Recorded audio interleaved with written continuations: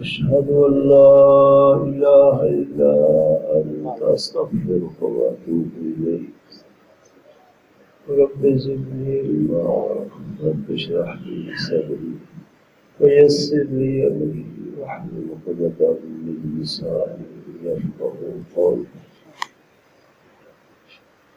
اللهم صل على سيدنا محمد وعلى آل سيدنا محمد وبارك وسلم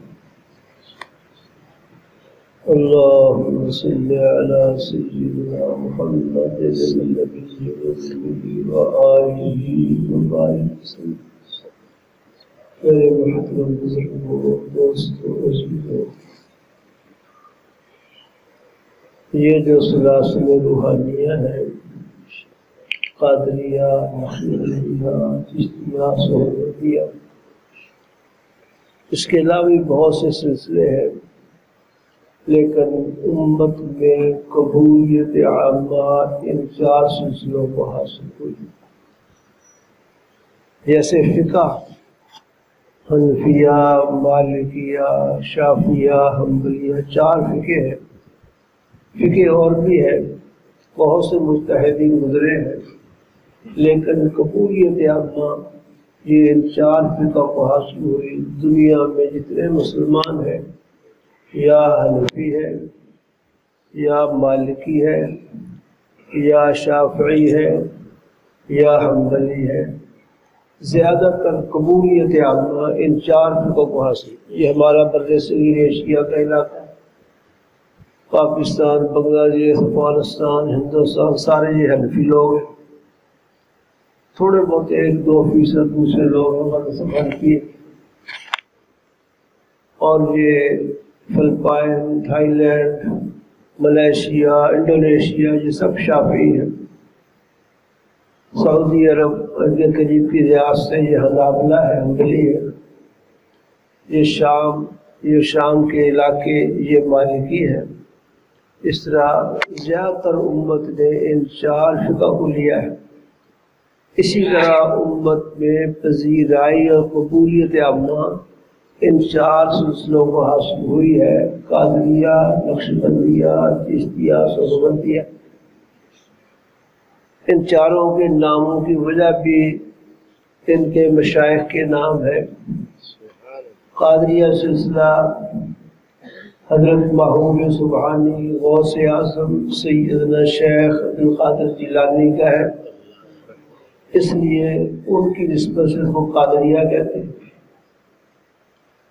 حضرت بہاؤالدین نقشبند سلسلہ نقشبندیہ کے بڑے شیخ، جنہوں نے گوا ہندوستان میں آ کر اس سلسلے کی داغ پہ رکھی ہے، وہ حضرت بہاؤالدین نقشبند تھے، اس لیے ان کے سلسلہ کو نقشبندیہ کہتے ہیں۔ نقشبند کے علماء نے 2 معنی بیان کیے، ایک یہ کہ وہ قالینیں بناتے تھے، قالینوں پر نقشے بناتے تھے۔ قالین جانتے ہو نا، رات کو اوپر لے کے سوتے ہو، قالین بچھائی جاتی ہے نیچے، ان پر قالین بافی کرتے تھے، بناتے تھے، اس میں قالینوں میں نقش و نگار کرتے تھے، نقش بناتے تھے، اسی نقش بند کہا۔ لیکن بہت سے لوگوں نے کہا کہ نہیں، وہ دلوں پر اللہ کے نام کا نقش کرتے ہیں، اس لیے ان کو نقش بند کہا جاتا ہے۔ اس نسبت سے ان کے سلسلے کو نقش بندی کہا جاتا ہے۔ چشتی سلسلے کے حضرت خواجہ معین الدین اجمیری چشتی بڑے بزرگ ہیں، ان کی نسبت چشتی کہلاتی ہے۔ چشت افغانستان میں ایک قصبہ ہے، یہ وہاں سے آئے تھے، ہندوستان میں اجمیر بستی میں قیام کیا ہے، جس کی وجہ سے حضرت کو اجمیری کہا جاتا ہے۔ یہاں اس وقت پنڈتوں کا دورہ تھا، بت پرستی تھی۔ حضرت نے آ کر اسلام کا قلعہ بنا دیا، ماشاءاللہ، خانقاہ قائم فرمائی، اللہ کا پاک نام بلند کیا، پنڈتوں سے مقابلے لگے رہے، ان کے لوگ ٹوٹ ٹوٹ کے حضرت کے پاس آ کے ہلکا بگوش اسلام ہوتے رہے۔ ان کو حسد ہوا، مخالفتیں شروع ہو گئی۔ خانقاہ والوں کا ان لوگوں نے سوشل بائیکاٹ کر دیا، چیزیں دینی دکانداروں نے بند کر دی۔ اس وقت یہ لائٹیں اور روشنیاں اس وقت نہیں تھیں، سرسوں کو تیل کے چراغ جلائے جاتے تھے، وہ دیوے کڈی ٹوٹیاں دیکھی ان سے، ان میں تیل ڈال کر بتی رکھی جاتی ہے، وہ روشنی دیتے وہ ہوتے تھے۔ دکاندار نے تیل دینا بھی بند کر دیا۔ حضرت میری چشتی رحمۃ اللہ علیہ خانقاہ کی کھوئی سے پانی نکالا، بوکا نکالا، تمام دیوں میں چراغوں میں پانی ڈال دیا، اور رات کو اسی طرح روشنی دیتے تھے جیسے تیل کی چراغ روشنی دیتے تھے۔ ایک عرصہ تک یہ سلسلے چلتے رہے۔ آخر اسلام، ایمان، اللہ کا پاک نام یہ روشن مینار ہے، اس کے سامنے کفر کی گھٹاٹوں اندھیرے باقی نہیں رہ سکتے۔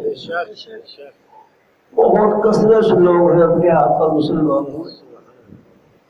پریچنگ آف اسلام کتاب ہے، حضرت قاری محمد طیب صاحب نے اس کا حوالہ دیا ہے۔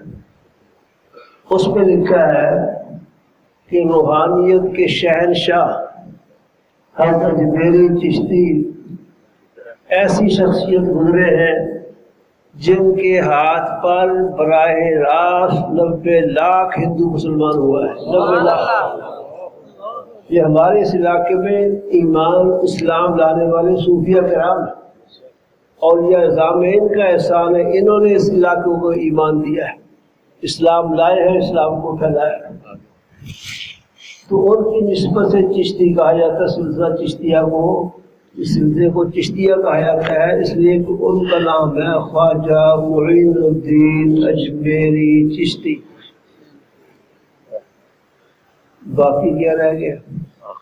سہروردی، ایک سلسلہ سہروردی ہے، تو اس کے بڑے بزرگ جس کو عربی میں شیخ الطریقہ کہتے ہیں، اس سلسلے کے بانی و بانی حضرت سید شہاب الدین سہروردی ہے۔ سہرورد ایک بستی کا نام ہے، وہاں کے رہنے والے بہت بڑے اللہ والے تھے۔ ہمارے بزرگوں میں سے حضرت علامہ انور شاہ کشمیری دارالعلوم دیوبند کے شیخ الحدیث، امام ربانی مولانا رشید احمد گنگوہی کے بڑے خلفاء میں سے تھے۔ حضرت مفتی احمد شفیع صاحب کراچی والے، قاری طیب صاحب دارالعلوم دیوبند کے موتو، ہمارے حضرت مولانا محمد اللہ مہروی، انہوں نے ایک سال کٹھے دورہ حدیث کیا ہے۔ حضرت علامہ انور شاہ کشمیری سے مخالفت اتنی بڑی ہے، حضرت مہروی فرماتے تھے کہ شاہ صاحب ایسی ہستی تھے کہ ہر رات حضور کی زیارت ہوتی تھی صلی اللہ علیہ وسلم، ہر رات، اور ایسا منور چہرہ تھا کہ لوگ چہرہ دیکھ کر اسلام قبول کر لیتے تھے۔ یہ ملتان کا واقعہ ہے۔ حضرت شاہ صاحب اسٹیشن پر ریل کے انتظار میں بیٹھے تھے، اور ریل سمجھتے ہو اسے کہتے ہیں اوپر اڑتی ہے جب سمندر پہ چلتی ہے، بتاؤ ریل اوپر اڑتی ہے یا دریا پہ چلتی ہے؟ بتاؤ، پٹری پہ چلتی ہے، ٹرین جسے لوگ کہتے ہیں۔ اس کے انتظار میں ملتان اسٹیشن پر تشریف فرما تھا، رات کا وقت تھا، اسٹیشن ماسٹر ہندو تھا، وہ لائٹ لے کے گزرا۔ دیکھیے کہ لائٹ ایک پھاٹکوں پر رکھی ہوتی ہے، سرخ، نیلی، سبز شیشے لگے جو اس طرح نظر آتی ہے، وہ لائٹ لے کے گزرا، ہندو اسٹیشن ماسٹر تھا۔ گزرتے ہوئے اس نے حضرت شاہ صاحب کے چہرے میں پتہ نہیں کیا دیکھا ہے، تھوڑی دیر کے بعد سارے خاندان بلا کر مسلمان ہو گئے. حضرت علامہ انور شاہ کشمیری. اب ویسے اختلاف ہو گئے لوگوں کے. پہلے لوگ زیادہ اختلاف نہیں کرتے تھے، ایک دوسرے کی عظمتوں کو مانتے تھے، آپس میں محبت کرتے تھے. کاش کے وقت ہوتا تو میں عرض کرتا، ہے ہی نہیں. شاید کہاں آئے گا؟ شاید تو وقت کے اندر آنا نا، وقت ہے ہی نہیں. یہ دیوبندی بریلوی اختلافات قصداً ابھارے گئے، انگریز کی سازش سے ابھارے گئے، ورنہ ان کے بڑے آپس میں محبت رکھتے تھے، میل جول تھا. ہمارے حسن لاہوری شیخ التفسیر مولانا احمد علی لاہوری، حضرت شیر ربانی مولانا شیر محمد شرف پوری رحمۃ اللہ علیہ ان کی خدمت میں جاتے رہے. یہ پکے دیوبندی، وہ بریلوی بزرگوں میں سے تھے. اصرار کر کے حضرت لاہوری کو ممبر پر بٹھاتے تھے اور حضرت لاہوری سے جماعت کراتے تھے، پیچھے نماز پڑھتے تھے. حضرت لاہوری کے عقید حضرت لاہوری وہاں ان کے پاس جاتے تھے.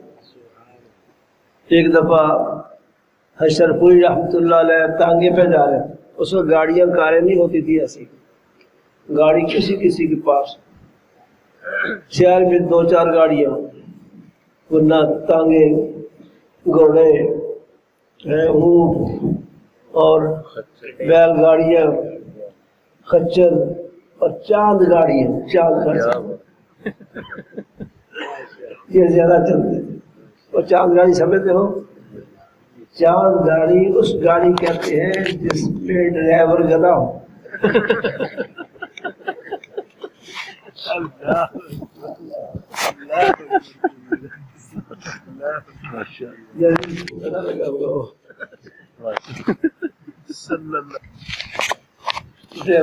کھینچنے والا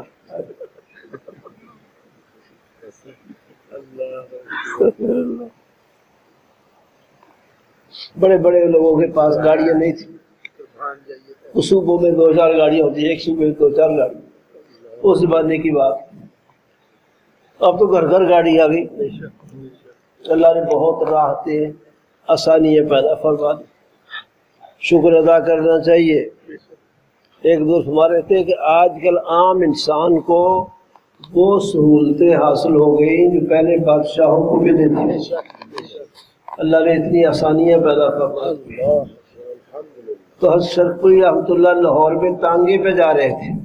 تانگا تو جانتے ہو نا، تانگے والے کو کھڑا کیا، تانگا روکو، نیچے اترے، پھر دوبارہ چڑھ گئے اور حکم دیا چلاؤ تانگا. ان کا حضرت سمجھ نہیں آئی، آپ اترے بھی، کام بھی کچھ نہیں کیا، پھر تانگے پہ اسپار ہو گئے، آپ کیوں اترے، کیا وجہ ہوئی؟ تو اب وہ دیکھو حضرت مولانا احمد علی لاہوری جا رہے تھے، ان کے احترام نے مجھے اتار دیا. ایک دوسرے کا اتنا لحاظ اور اتنا احترام تھا. اللہ اکبر. اگلی بات میں نے پڑھی بھی ہے، حضرت اقدس ہمارے بزرگوار سید نفیس الحسین الحسینی رحمۃ اللہ علیہ سے خود براہ راست سنی بھی ہے. ہمارے تعلق دیوبند کے یہی بزرگ علامہ انور شاہ کشمیری حضرت میاں شرف پوری رحمۃ اللہ نے ان سے ملاقات خواہش کا ذکر کیا کہ میں ان کو ملنا چاہتا ہوں. حضرت کے ایک شاگرد لاہور میں تھے، ان سے کہا جب شاہ صاحب دیوبند سے ہیں تو مجھے بتانا، میں ان سے ملاقات کے لیے آؤں گا. شاہ صاحب جب آئے تو انہوں نے کہا جی حضرت میاں شرف پوری آپ کو ملنا چاہتے ہیں. تو میں ان کو اطلاع کر دوں گا، نہ میں خود وہاں جاؤں گا. ان کو یہ محبت تو ملنا چاہتے ہیں، شاہ صاحب کے دل میں یہ محبت حضرت کا وہ نہ ہے، میں خوش رہوں گا. چنانچہ ایسے ہوا. حضرت شاہ صاحب تشریف لے گئے، حضرت میاں صاحب سے ملاقات ہوئی، بہت محبت سے پیش آئے. شیخ الہند شاہ صاحب کے خاص استاد، اہل علم جانتے ہیں، شیخ الہند استاد الکل حضرت مولانا اشرف علی، حضرت مولانا حسین احمد مدنی، حضرت مفتی کفایت اللہ صاحب، حضرت مولانا سید محمد اصغر شاہ صاحب اور حضرت علامہ شبیر احمد عثمانی، ان تمام کے شیخ الہند استاد، علامہ انور شاہ کشمیری، مولانا عبید اللہ سندھی، یہ سب شیخ الہند کے شاگرد ہیں۔ تو شاہ صاحب شیخ الہند کے خاص شاگرد تھے۔ اتنا اعتماد تھا، جب شیخ الہند سعودی عرب جا رہے تھے، تحریک خلافت کا دور تھا، تو تذکرہ ہوا کہ بعد میں دیوبند میں بخاری کون پڑھائے گا؟ شیخ الہند پڑھایا کرتے تھے۔ شیخ الہند نے کہا بھی انور شاہ کے ہوتے ہوئے سوچنے کی ضرورت کوئی نہیں، اور اپنے ہوتے ہوئے شاہ صاحب کو بخاری پڑھانے کے لیے درسگاہ میں بھیج دیا۔ شاہ صاحب تھے ماشاءاللہ، ایک لفظ نہیں پڑھا سکے، کتاب بند کر کے واپس آ گئے۔ شیخ الہند اپنے کمرے میں بیٹھے تھے، چارپائی پر اور پاؤں نیچے لٹکائے ہوئے تھے۔ شاہ صاحب نے آ کر شیخ الہند کے گھٹنوں پہ سر رکھ دیا اور رونا شروع کر دیا۔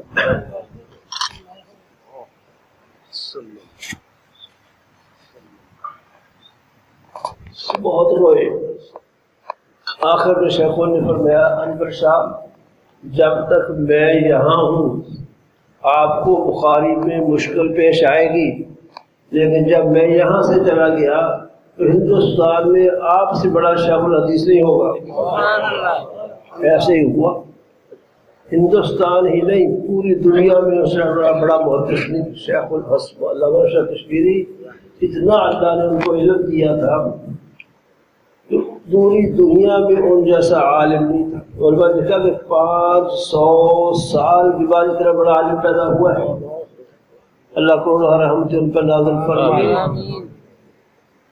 تو شاہ صاحب شیخ الہند کے شاگرد تھے، تو حضرت میاں شرف پوری رحمۃ اللہ علیہ شاہ صاحب مہمان کا دل خوش کرنے کے لیے شیخ الہند سے خط و کتابت ہوئی، وہ دکھائی، بہت خوش ہوئے شاہ صاحب۔ پھر جب فارغ ہوئے وہاں سے تو حضرت سڑک تک چھوڑنے کے لیے گئے، میاں شرف پوری صاحب جہاں سے بس میں لی تھی وہاں تک چھوڑنے کے لیے پیدل شاہ صاحب کے ساتھ سڑک تک گئے۔ کسی نے کہا کہ حضرت یہ دیوبندی آپ اتنا اعزاز کیا ان کا، شرف پوری رحمۃ اللہ نے فرمایا کہ دیوبند میں 4 نوری وجود ہے، 4، ان میں ایک انور شاہ کشمیری ہے۔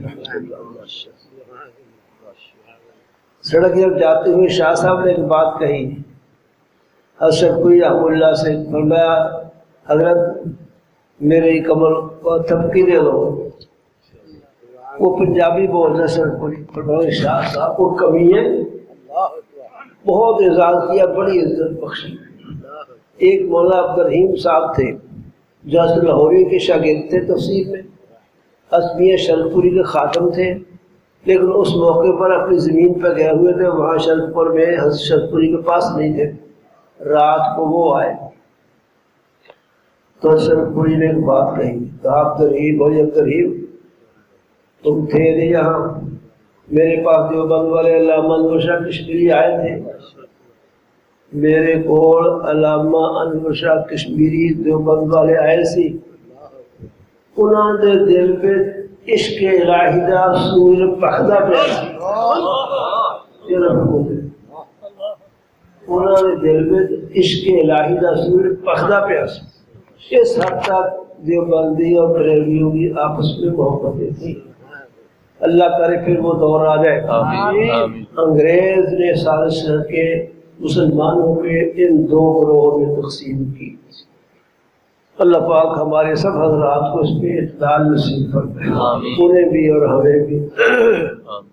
اس لیے میں کہا کرتا ہوں بریلوی مشرک ہو کر کافر نہیں، دیوبندی گستاخ ہو کر کافر نہیں، دونوں مسلمانوں کو نبھاتے ہیں، دونوں مسلمان ہیں۔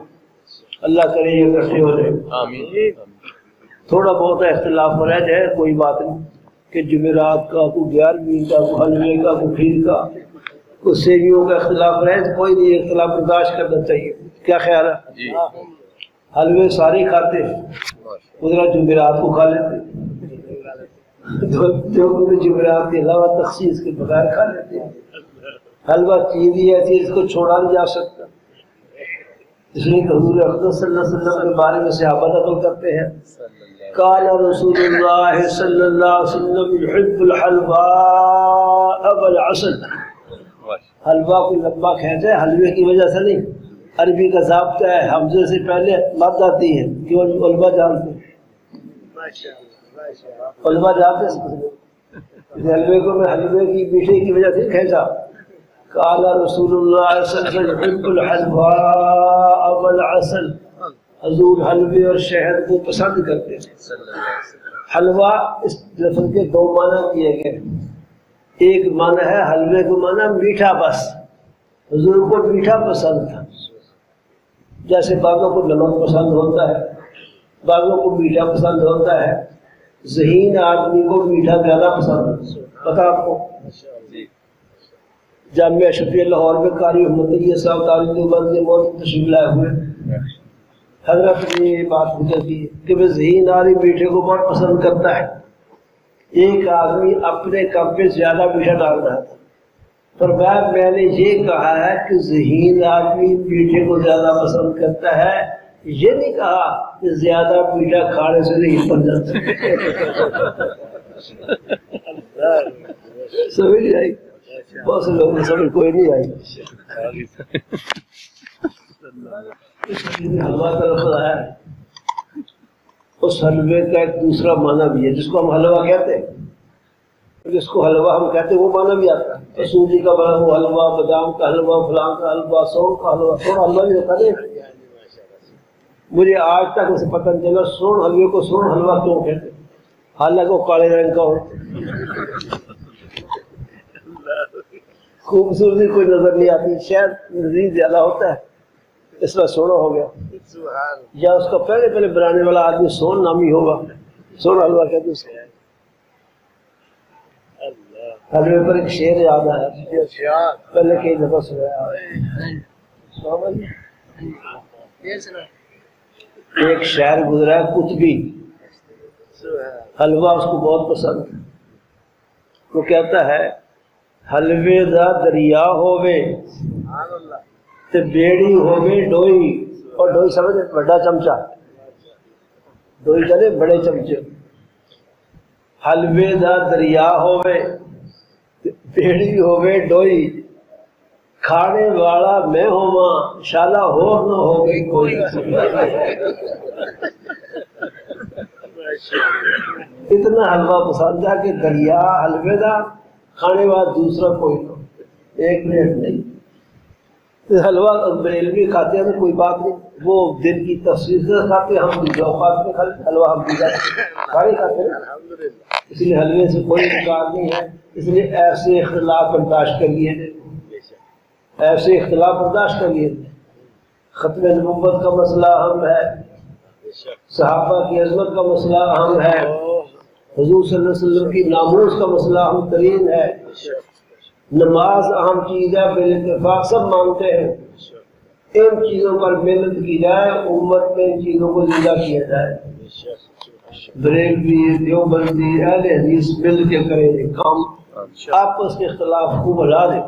تھوڑے بہت جو رسوم کے اختلاف ہے کوئی بات برداشت کرے، ٹھیک ہے جی. کوئی تھوڑے نعروں کا اختلاف ہے، کچھ نعروں کا بھی اختلاف ہے، کوئی باتوں کا اختلاف ہے، برداشت کر لے. اگر اختلاف مٹانا چاہے تو مٹ سکتے.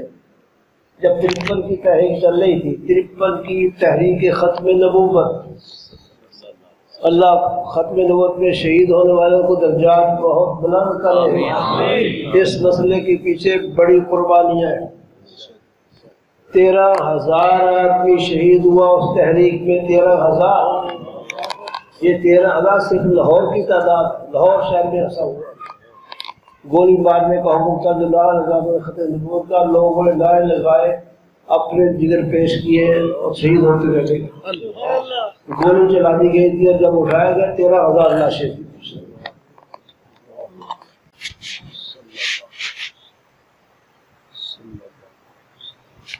اس لیے ان مسئلوں پر جن میں دیوبندی بریلوی اہل حدیث بالکل متفق، اختلاف ہی نہیں ہے، نماز پر اتفاق ہے کہ نماز پڑھنی ضروری، ان چیزوں پر محنت کی جائے۔ آپس میں لڑ لڑ کے صلاحیتوں کو برباد کرنا کوئی سمجھداری کی بات نہیں۔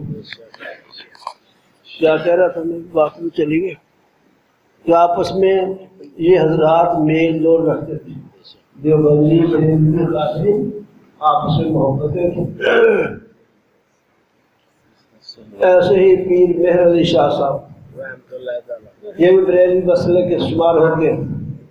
ہمارے حضرات ہمیشہ ادب سے ان کا نام لیتے اور وہ بھی حضرات علماء دیوبند کا ادب سے نام لیتے تھے۔ ان کی مجلس میں کسی صاحب نے حضرت مولانا محمد قاسم نانوتوی کے بارے میں کوئی بے ادبی کا لفظ بول دیا۔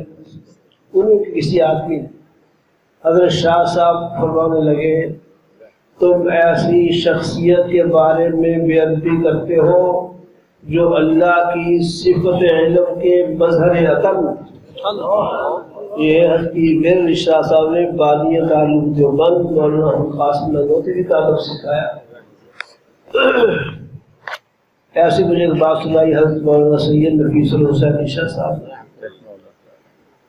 فرمانے لگے کہ حضرت مولانا قمر الدین شاہ صاحب سے عالمی بریلوی کے بڑے عالم تھے، 70 کا الیکشن انہوں نے لڑا ہے، سجادہ نشین سیال شریف کے تھے، لاہور میں آئے ہوئے تھے، ان کے مریدین کا حلقہ تھا۔ شاہ صاحب کو ساتھی لے گئے، کہتے میرا ان کا کوئی تعارف نہیں ہے، میں بھی ایک طرف بیٹھ گیا تو کسی نے مولانا قمر الدین سیالوی رحمۃ اللہ علیہ سے پوچھا کہ حضرت یہ تحذیر الناس کتاب ہے، اس میں ایک عبارت ہے جس بنا پر بعض حضرات نے کفر کا فتویٰ لگایا ہے، کتاب ہے مولانا محمد قاسم نانوتوی رحمۃ اللہ کی تحذیر الناس۔ کسی نے پوچھا مولانا قمر الدین سیالوی رحمۃ اللہ علیہ سے حضرت آپ کو کیا رائے ہے اس کتاب کے بارے میں؟ فرمایا حضرت مولانا قاسم نانوتوی جو بات فرما رہے ہیں ہمارے علماء وہاں تک پہنچے نہیں، اور میں نے خود کتاب خریدی اور پڑھی۔ تحذیر الناس میری نظر میں حضرت پیر کرم شاہ اظہری رحمۃ اللہ علیہ مفسر بھی تھے، ضیاء القرآن کتاب بھی کی، تفسیر بھی کی، بہت اچھی کی انہوں نے، بڑے اچھے عالم تھے، جامع ازہر میں بھی پڑھے تھے مصر میں، پیر کرم شاہ اظہری رحمہ اللہ۔ اللہ انہوں نے کتاب لکھی تحذیر الناس میری نظر میں، جس عبارت کی بنا پر فتویٰ لگایا گیا ہے اسی عبارت کی بنا پر وہ کہتے ہیں، اس سے تو معلوم ہوتا ہے کہ مولانا محمد قاسم نانوتوی اللہ کے رسول پاک کے بہت بڑے عاشق تھے۔ اس لیے بڑے حضرات منصف مزاج جو لوگ تھے وہ اختلاف کر کے ایک دوسرے کو کافر نہیں کہتے تھے، ایک دوسرے کا ادب احترام کرتے تھے۔ اللہ پاک ہمیں بھی ادب و احترام بڑوں کا نصیب فرمائے۔